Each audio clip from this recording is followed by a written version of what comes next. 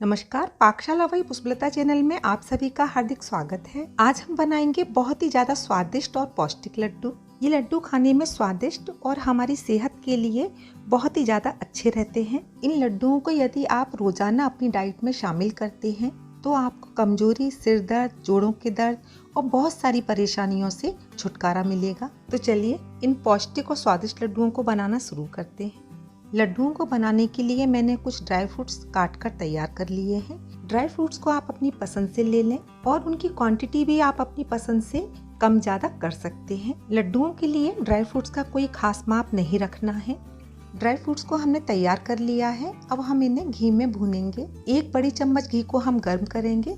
घी एक साथ हमें नहीं डालना है, थोड़ा थोड़ा करके हम घी डालेंगे। जैसे ही घी गर्म हो जाता है, सबसे पहले डालेंगे हम बादाम। काजू बादाम को आप अपनी पसंद से छोटा या बड़ा काट लें। धीमी आंच पर सबसे पहले हम बादाम को भूनेंगे और उसके बाद डालेंगे हम काजू। साथ में ही ऐड कर देंगे हम कटी हुई पिस्ता और फिर इन सभी को हम धीमी आंच पर भून लेंगे। सारे ड्राई फ्रूट्स को आप धीमी आंच पर ही भूनें क्योंकि ये बहुत जल्दी भुन जाते हैं और साथ ही जितनी धीमी आंच पर भूनते हैं उतनी ही ज़्यादा खाने में टेस्टी लगते हैं।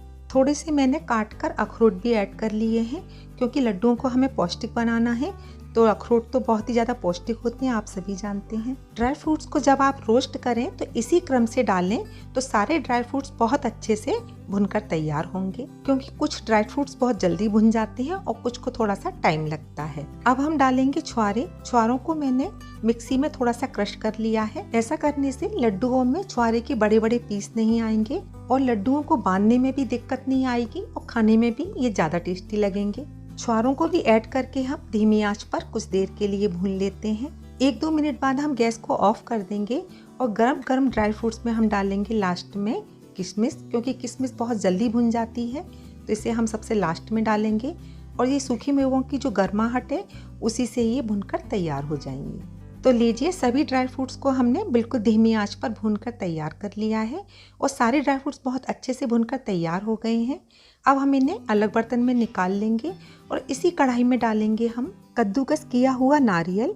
इसे भी हम बिना घी के धीमी आंच पर रोस्ट कर लेंगे। आप चाहें तो इसकी जगह डेसिकेटेड कोकोनट पाउडर भी डाल सकते हैं, लेकिन आप इस प्रकार से नारियल का बुरादा डालते हैं तो लड्डू ज़्यादा टेस्टी बनते हैं। धीमी आंच पर इसे भी भूनकर हम अलग बर्तन में निकाल लेंगे और फिर कढ़ाई में हम डालेंगे 1 बड़ा चम्मच घी। अब इस घी में हम गोंद को डालकर भूनेंगे, तो घी को एक साथ ना डालें, थोड़ा थोड़ा करके डालें और बिल्कुल धीमी आंच पर हम गोंद को भूनेंगे। बिल्कुल छोटे छोटे टुकड़ों में इस प्रकार का गोंद मार्केट में इजीली मिल जाता है और अगर ना मिले तो आप इसे कूट कर छोटे छोटे टुकड़ों में कर लें।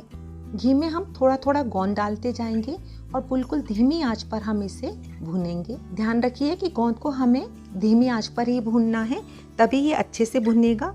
तेज आंच पर भूनेंगे तो ये बाहर से हल्का ब्राउन हो जाएगा और अंदर से कच्चा रह जाएगा, इसलिए हम धीमी आंच पर गोंद को भूनेंगे। थोड़ा थोड़ा गोंद डालकर हम सारे गोंद को भूनकर तैयार कर लेंगे और फिर उसके बाद भूनेंगे हम मखानों को। आप सभी जानते हैं कि मखाने में कैल्शियम और बहुत सारे पोषक तत्व रहते हैं। मखानों को हमें किसी न किसी रूप में जरूर खाना चाहिए, इसलिए आप लड्डू में मखानों की क्वांटिटी आप ज़्यादा लीजिए। मखानों को भी हम धीमी आंच पर भून लेंगे और इन्हें इतना भूनना है कि ये हाथ से तोड़ने पर आसानी से टूट जाएं। गोंद हमारा ठंडा हो चुका है और आप देख सकते हैं कि गोंद को हमने बहुत अच्छे से भूनकर तैयार किया है। ये बहुत आसानी से मैश हो रहा है। इसी प्रकार से हमें धीमी आंच पर गोंद को भूनकर तैयार करना है। गोंद को हमें पीसना नहीं है, हम किसी चीज़ की हेल्प से इस प्रकार से इसे क्रश कर लेंगे, क्योंकि गोंद जब लड्डू के बीच में आता है तो वो बहुत ज़्यादा टेस्टी लगता है।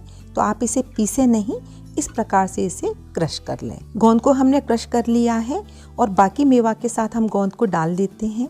इसी प्रकार से मखानों को भी हमने भूनकर तैयार किया था और आप देख सकते हैं कि मखाने भी बहुत अच्छे से भूनकर तैयार हुए हैं। मखानों को जब हम धीमी आंच पर अच्छी प्रकार से भूनते हैं तो इसी प्रकार से मखाने अच्छे से हाथों से ही मैश हो जाते हैं। मखानों को भी हमें पीसना नहीं है, इसी प्रकार से हल्का हल्का क्रश कर लेना है। तो लीजिए, मखाने भी हमारे तैयार हो गए हैं। इन्हें भी हम भुने हुए बाकी ड्राई फ्रूट्स के साथ ऐड कर लेते हैं। ड्राई फ्रूट्स को हमने तैयार कर लिया है। अब लड्डुओं के स्वाद को बढ़ाने और इन्हें और भी ज़्यादा सेहतमंद बनाने के लिए हम 2 चीज़ और ऐड करेंगे। तो सबसे पहले लिया है हमने 2 से 3 चम्मच काली मिर्च का पाउडर। 1 चम्मच घी में हम इन्हें भी डाल देते हैं भूनने के लिए, और साथ ही डालेंगे हम 2 से 3 चम्मच सौंठ का पाउडर। ये दोनों चीज़ें लड्डुओं को बहुत अच्छा टेस्ट देंगी, और साथ ही सर्दियों में इन्हें खाना हमारी सेहत के लिए भी बहुत अच्छा है।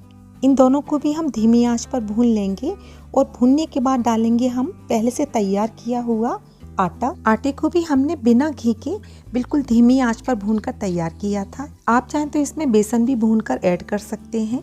आटे को भी बस हमें धीमी आंच पर ही भूनना है। जैसे हम पंजीरी के लिए आटा भूनते हैं, उसी प्रकार से हमें आटे को भूनकर तैयार कर लेना है। बढ़िया से फ्लेवर के लिए हम इलायची पाउडर भी डालेंगे और अच्छे से मिक्स कर लेंगे, और उसके बाद भुने हुए ड्राई फ्रूट्स में हम आटे को भी ऐड कर लेंगे और अच्छे से इन्हें सभी चीज़ों को मिक्स कर लेंगे। तो लीजिए, लड्डू बनाने का मटेरियल हमारा तैयार हो चुका है। हमें 2 प्रकार के लड्डू बनाना है, तो इसलिए मैं इस मटेरियल के 2 हिस्से कर लूँगी। तो सबसे पहले हम लड्डू बनाएंगे बूरा डालकर। इसे तगार भी कहा जाता है, मार्केट में इजीली मिल जाता है। वैसे तो आप पिसी हुई शक्कर भी डाल सकते हैं, पर पिसी हुई शक्कर से ज़्यादा ये फायदेमंद होता है, क्योंकि इसे पकाकर तैयार किया जाता है। तो कच्ची शक्कर की जगह हो सके तो आप यही डालिएगा। बूरे को आप मटेरियल में अपनी पसंद के अनुसार डालिएगा। अगर आप ज़्यादा मीठा पसंद करते हैं तो बराबर मात्रा में लीजिएगा, और अगर कम मीठा पसंद करते हैं तो थोड़ा सा बूरे को कम कर लीजिएगा। बूरे को भी हम मटेरियल में अच्छे से मिक्स कर लेंगे, और मिक्स करने के बाद हम डालेंगे इसमें गर्म किया हुआ घी। घी को आप हल्का सा गर्म कर लीजिए। पिघले हुए घी को हम ज़रूरत के अनुसार डालेंगे, एक साथ नहीं डालें। पहले थोड़ा सा घी डालें और अच्छे से मिक्स कर लें। ज़रूरत लगे तो थोड़ा सा घी और डाल लें, और फिर दोनों हाथों से इस प्रकार से मसल कर घी को अच्छे से मिक्स करें। इस प्रकार से जब हम हाथों से मस लेंगे तो धीरे धीरे बाइंडिंग आने लगेगी, और हम बनाकर देखेंगे लड्डू को।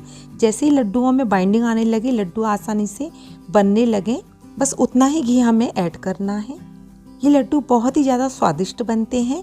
साथ ही सबसे अच्छी बात यह है कि इन लड्डुओं को आप 2 से 3 महीने भी आराम से स्टोर करके रख सकते हैं और खा सकते हैं। ठंड के पूरे सीजन के लिए आप इन लड्डुओं को बनाकर तैयार कर सकते हैं, और पूरे सीजन भर आप इन लड्डुओं को आराम से खा सकते हैं। तो बस देर किस बात की है, सर्दी के मौसम में आप इस प्रकार से लड्डू बनाएं और बढ़िया सी सेहत पाएं। आशा करती हूँ वीडियो आपको पसंद आई होगी।